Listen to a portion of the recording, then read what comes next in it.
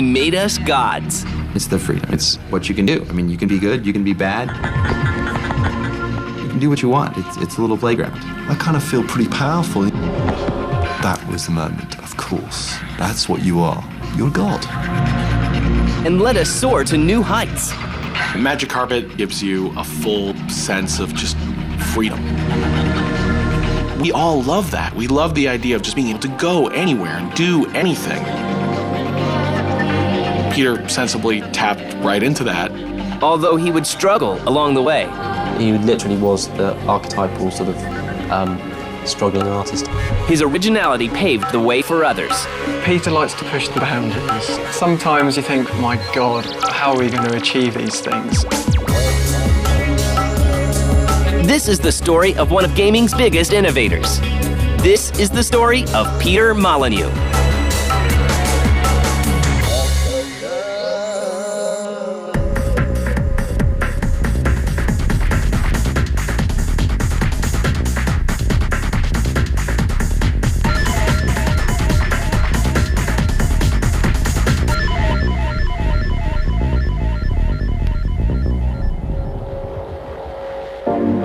Before computers were a blip on the horizon, a young Peter Molyneux learns how to play by his own rules.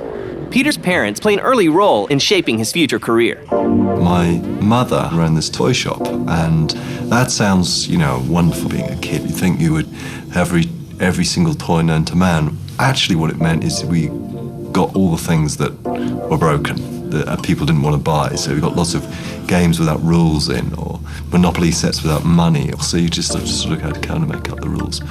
I think that had a big effect. Peter also sees the value of running his own business. When I was 12 years old, I employed my sister and all her friends to cut people's lawns while I just sat there and watched, which was great. And I paid them about, a cent an hour and then collected $1. Peter's business sense leads him to start his first company in the exploding market of computer sales. I came up with this really, really dumb idea. If we could sell floppy disks, on these floppy disks would be some free stuff, like maybe a free game. It was such a stupid idea because no one really wanted floppy disks with loads of stuff on there. If they wanted floppy disks, they wanted floppy disks that were blank. And what I found was that people were paying more attention to the software on these disks than anything else. And that realization is all Peter needs to put himself on track to designing his first game. And in those days, you only had to make a game which you could shoot things. Didn't matter what you shot, and it would pretty much well be successful. But I decided instead to do a business game called The Entrepreneur. Peter's first foray into gaming is less successful than he hoped. And I was so completely convinced that this was going to be a great, amazing game that I phoned up the post office and said, I'm expecting a lot of post. I've cut a bigger post box in front of my front door. I sat by the post box waiting to hear this truck turn up with, tens of thousands of orders.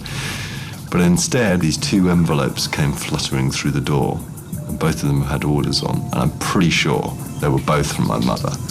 And that was the sum total of orders that I received for that game. And a spelling mistake gives Peter the tools he needs to start making games full-time. I then started up another company called Taurus, and there was this phone call from this company called Commodore and said, we've heard about your company and we're really impressed with it, and we'd like you to come on over and we'd like to present our machine to you and see what you think of it, because we'd love your product on our machine. I thought, that's just fantastic. They gave me absolutely the red carpet treatment. They took me out to lunch, demoed the machine to us, said, we really want to convince you to put your product on our machine. And then it came to the end of the day, this guy said, just when will your network be available? And it suddenly occurred to me that our company was called Taurus, spelled like the star sign, and there was this other company called Taurus, spelled like the donut. I can still remember it vividly. Going through my head, there was like an angel and a devil on my shoulders, and one saying, go on, you've just got to tell the truth, you can't lie like this. And then this other voice saying, just lie, get the machines, go to the stand space and just sort it out afterwards. Of course, I ended up lying and saying, yeah, we're going to have the network working in a couple of months' time. We then made the step into making games. In 1987, Peter founds a new company to focus on making games and calls it Bullfrog. But making a hit game proved to be difficult. Yeah, I first met Peter when I was about 15 years old. He was really poor, actually. He was really... We were really running out of money. He'd have this sort of the same shirt on every day, and he'd be hunched over his computer with a cigarette hanging out of his mouth, and there'd be cigarette ash all over his computer. We couldn't really afford the rent. He literally was the archetypal sort of struggling artist. He was really just trying to get off the ground, and his business was struggling at the time. This game was slowly coming together. It started off with this landscape. You know, the next thing I thought, well, why don't we put some people on this landscape? So we had these little people moving around. And the next thing I thought was, why don't we have them building their own little houses? And that was fine. Populous was born out of my incompetence as a programmer. This is the absolute truth of it. Because I couldn't work out a routine to automatically flatten the land so that little people could build a big enough house. So I thought, why don't I just get the player to flatten the land? So I had them just build a little land and just wander around the shore, and that gave rise to this thing called exploration that they could explore. And that was because I wasn't smart enough to do the code. We played it, and there was this feeling that, hey, we're just moving the land up and down, and I kind of feel pretty powerful. You know, I can sink people in the water, and I can, you know, chuck them out of the house, and, you know, I feel a bit godly. And then that was the moment. Of course, that's what you are. You're a god. It's definitely the freedom. It's what you can do. I mean, you can be good, you can be bad, you can do what you want. It's a little playground. As the game gets close to finishing, word begins to spread. When this magazine phoned us up and said, look, we'd like this editor called Bob Wade to come down, and he was one of these superstar journalists in the computer industry. He wants to come down and meet you. He's looked Populous. So we went down to the pub. So I brought him loads of drinks. We had lots and lots of drinks. And eventually, after about 10 pints, I plucked up courage and said, what do you think of Populous? And he said, it's the best game I've ever played. Though only one thought went through my mind, he must never play the game again because it'll change his mind. But will the gaming world respond as well to such an unusual title? We got rejected by quite a lot of publishers.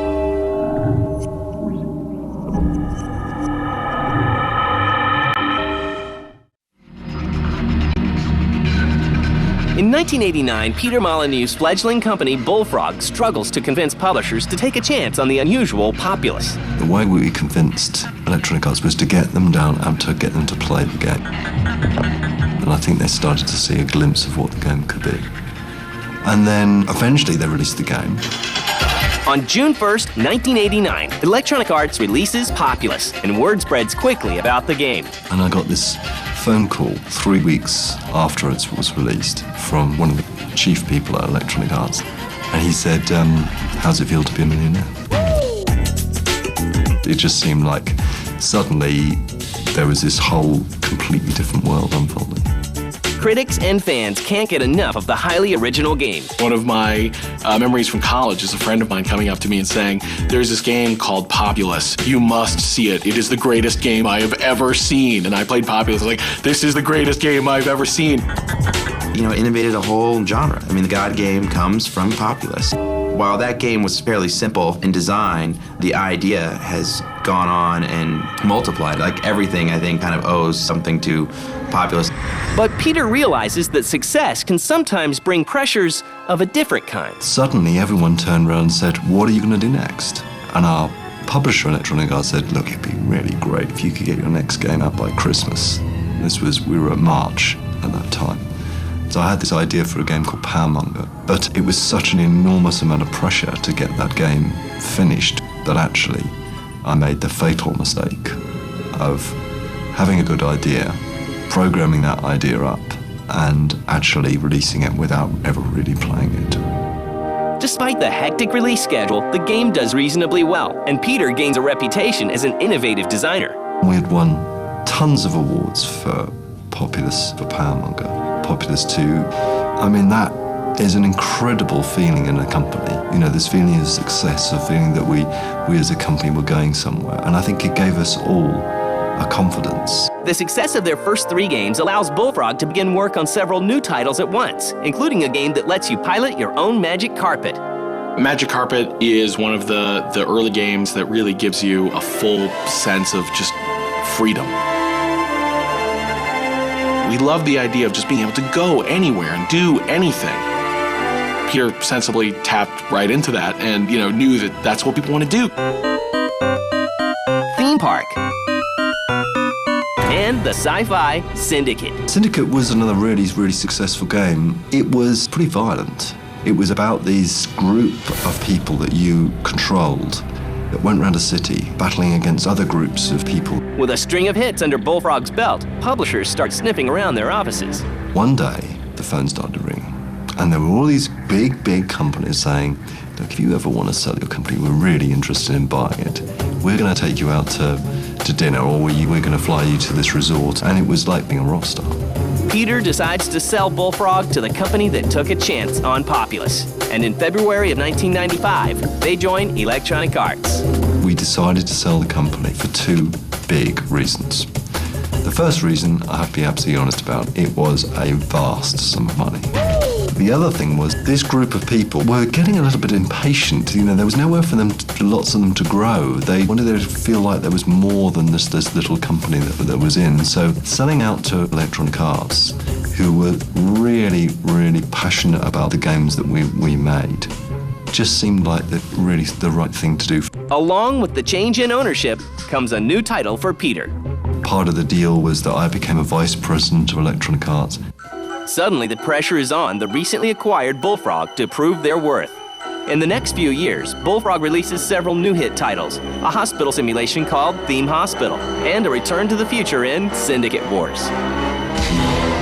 And soon, work begins on a new game that turns a familiar genre on its head. Now, Dungeon Keeper was a game where you played the bad guy. It was one of my favorite ideas. Peter learns that his gift is building worlds and not businesses.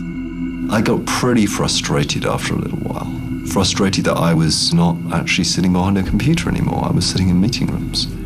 And so about 2 years later, I said to myself, well, I'm just not enjoying as much as I did before because I'm not doing the thing I'm passionate about. I want to just focus on making great, fantastic games. Peter puts all his efforts into finishing Dungeon Keeper. As the game creeps past its original delivery date, EA questions whether it wants to continue with the production. Peter responds by making a personal investment in the project. I will finish Dungeon Keeper from my home and with a small team of people, and we'll just finish the game. That's exactly what we did do, and it was pretty tough at that time. When you're developing a game, you'll often run into a problem where the money may go away. And you have to decide at that point, do I believe in this project enough to fund it myself? We were locked up in his house for a period of time. And what we do with Dungeon Keeper, we had great fun because we'd play it against each other in the night. Okay, Peter say, it's a design flaw when he lost and changed the game so it was altered around that. Electronic Arts releases Dungeon Keeper on June 26, 1997. And once again, the game is a hit for Bullfrog. You have conquered this realm. Despite Bullfrog's success, Peter decides to hop out on his own. I went to the president of Electronic Arts and I said, look, this is my problem. I'm not doing the job I love. I can either go back to being a designer, which was taking this huge step backwards, or I could leave, set up another company, and publish my games through Electronic Arts. And that is exactly what I did. When you first hear that he's leaving EA, you go they're losing, a visionary. But at the same time, I can see why he would want to go back to kind of his roots of having a smaller company. That's the kind of environment he thrives in, where there's a lot more innovation and kind of family, I think, values going on there. With the success of Dungeon Keeper, Peter leaves behind the company he helped create. Once again, the future is uncertain.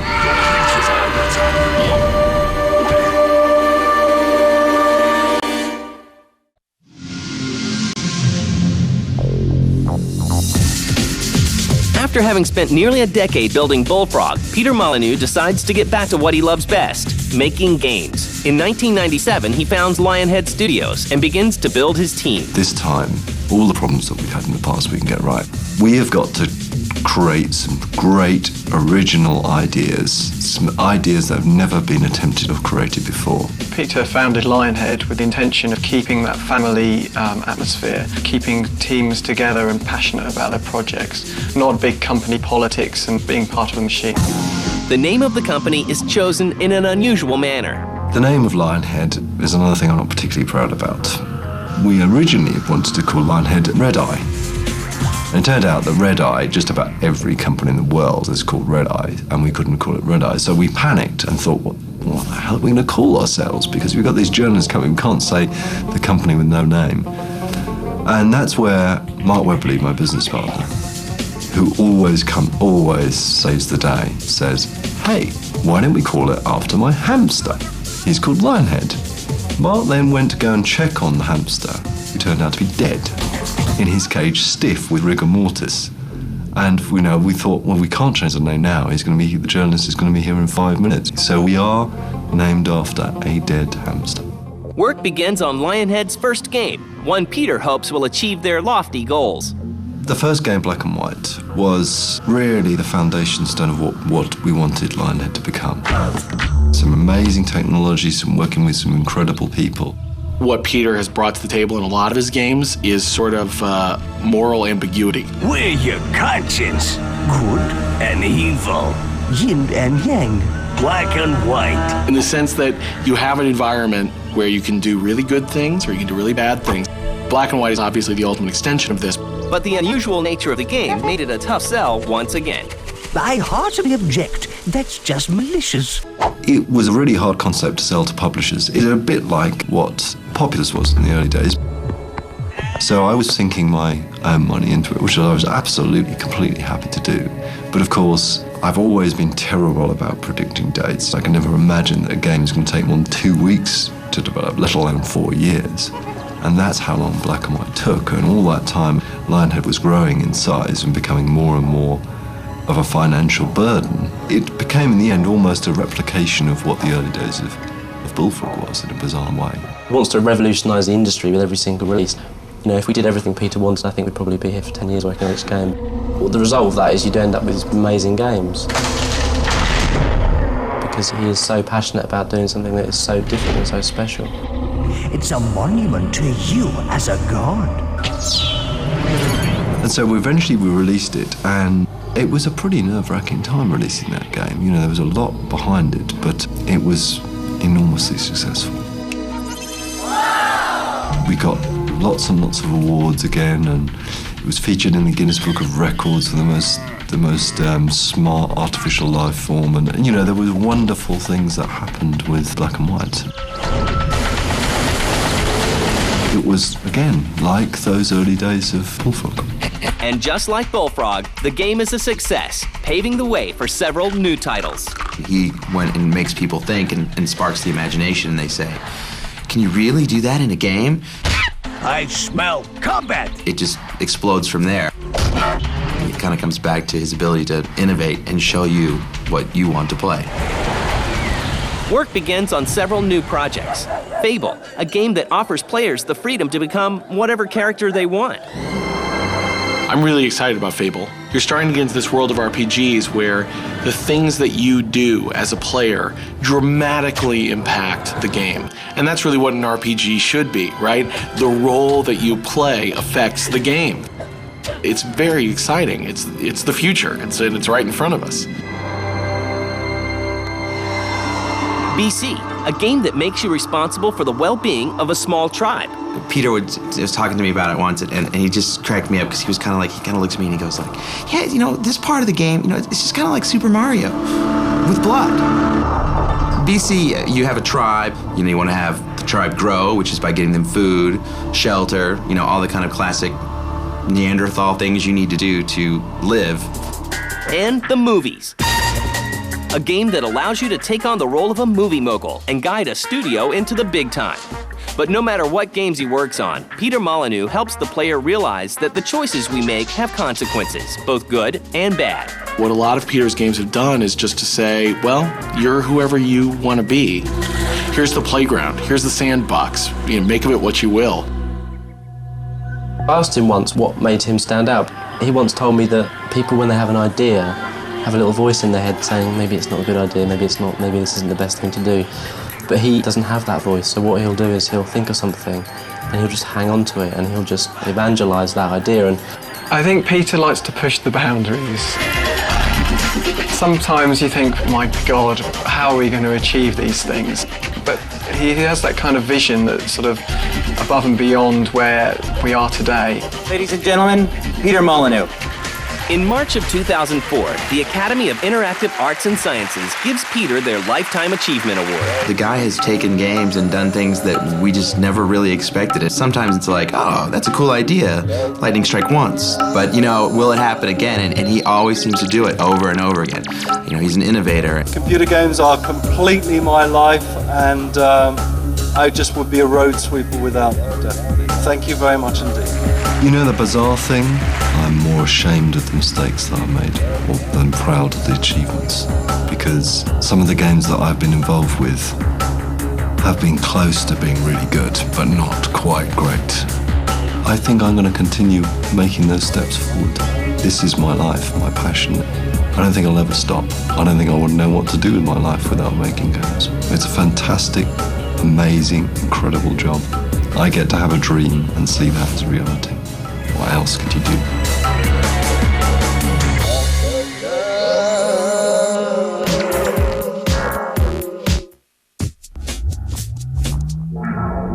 The hottest gear.